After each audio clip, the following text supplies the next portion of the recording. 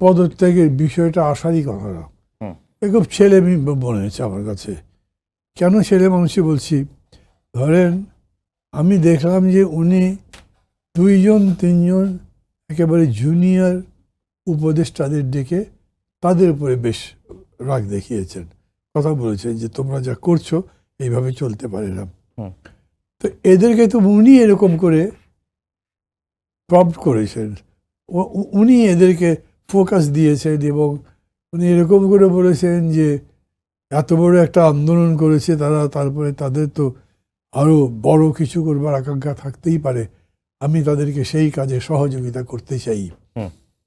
তো সেই সহযোগিতা করে যান। এখন আবার আরেকটা বলছেন কেন? আমি একদিন আলোচনার সময় প্রফেসর ইউনূসকে বলেছিলাম যে স্যার আপনারা বুঝতে মাঝে মাঝে ভুল করছেন যে অ্যাডমিনিস্ট্রেশন দ্যাট ইজ পলিটিক্স। আপনি যে শাসন করছেন সেই শাসনটা রাজনীতি, রাজনীতি বাদ দিয়ে শাসন হয় না। এইখানেও যে শাসনগুলো করছেন তার মধ্যে রাজনীতির বিষয়টা আছেই। রাজনীতিটাকে সাজিয়ে দিয়ে তারপর যদি করেন তাহলে আপনার এখানে বড় সমস্যা হবার কথা না। কিন্তু উনি এই পর্যন্ত যেটা করেছেন সেটা একেবারেই এরকম যে উনি একদম আলাদা থেকেছেন। আমি অনেকের কাছে শুনেছি যে উনি খুব ভালো করে আপনার উপদেষ্টাদের মনিটরও করেননি। যেমন কোন উপদেষ্টা কি করছে, কি ভুল করছে, কি হওয়া উচিত ছিল, কি করা উচিত ছিল, একটা রেগুলার মনিটরই হয় না, এগুলো উনি করেননি। মানে ওনার একটা অ্যাটিটিউডই এরকম যে যদ্দূর সম্ভব সবাইকে একটা লিবার্টি দেওয়া উচিত, তারা নিজেরাই নিজেদেরকে ঠিক করে নিতে পারবে। এরকমও হয়, কিন্তু সেটা একটা অনেক উন্নত লেভেলে গেলে হয়। সেই লেভেল অর্জন করবার আগে ওইটা বললেই সেরকম করে হয় না। সেই জন্যই আমি মনে করি যে এরকম একটা অবস্থা হয়ে গেল যে মনে হচ্ছে যে পুরো জিনিসটাই একদম ভেঙে গেল। উনি বলেছেন যে তোমরা যদি ঠিক করে এগুলো না করো তাহলে আমি থাকবো না, আমি ছেড়ে চলে যাব। এই যে উনি বললেন, এই বলাটাই অনেক কিছু। সমস্ত বিশ্বব্যাপী এটা প্রতিক্রিয়া হয়েছে। বাংলাদেশের মানুষ খুবই হতাশ হয়েছে, কেন এটা হলো, উনি ছেড়ে দিবেন কেন? ডক্টর ইউনূস আমি মনে করি যে শাসন কার্যে 70-100 তিনি সববারে সাকসেসফুল হচ্ছেন তা না, কিন্তু তারপরেও ওনাকে মানুষ বাই অ্যান্ড লার্জ পছন্দ করে, সাপোর্ট করে, ভালোবাসে এবং সেই হিসেবে তাকে সহযোগিতাও দেয়। তো সেইখানে উনি যদি ওরকম করে কিছু বলেন যে হ্যাঁ আমি এই জিনিসটা করতে চাই, করবেন।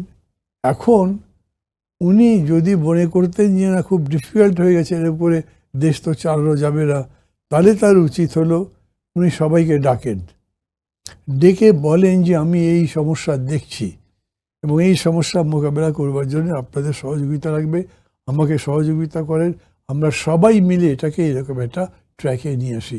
উনি কিচ্ছু করেননি। তো ফলে হয়েছে কি যে মানে আমি বলবো এই জায়গাটা একটা বিরাট গ্যাপ হয়েছে, মানুষের মধ্যে এক ধরনের হতাশা হয়েছে এবং এটা সত্যি কথা ডক্টর ইউনূসকে কেন্দ্র করে যে স্কাই হাই শুধু আপনি আরও কিছু বলেন সেই রকম একটা উঁচু জায়গাতে ওনাকে বাংলাদেশের মানুষ নিয়েছে এবং এখনও সেখানেই রাখে।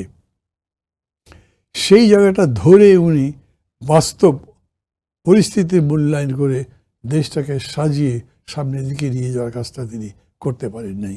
এবং দেখেন কীরকম একটা ঘটনা ঘটেছে, সেনাবাহিনী প্রধান বলেছেন যে ডিসেম্বরের মধ্যে ভোট দিয়ে দেওয়া যেতে পারে। এটা তো ওনার বলার কথা না, কিন্তু উনি বললেন এবং এইটার সম্পর্কে গভর্নমেন্টের কিন্তু এখন পর্যন্ত কোনো কথা নেই। এটার মানে কি? সেনাবাহিনী প্রধান উনি এখনো মনে করেন যে এটাকে এইভাবে একটা ভোটের মধ্যে নিয়ে যাওয়া উচিত, যত তাড়াতাড়ি ভোট করে এই সব সমস্যাটা সমাধান করা যায় সেটাই ভালো, সেই চেষ্টা উনি করছেন। কিন্তু সেইখানে যদি দেখা যায় যে আর্মি একরকম ভাববে আর পলিটিক্যাল লিডারশিপ আরেক রকম ভাববে, তাহলে তো বিরাট গজব হয়ে যাবে দেশের মধ্যে। এগুলোরও কোনো জবাব হয় নেই। এগুলো মিলে আমি মনে করি যে খুব শান্তভাবে ধীর স্থিরভাবে আমাদের পরিবেশটাকে ভালো করে বুঝে আমাদের যা করা উচিত সেটা ফিক্স করে আমাদের কাজে নামতে হবে।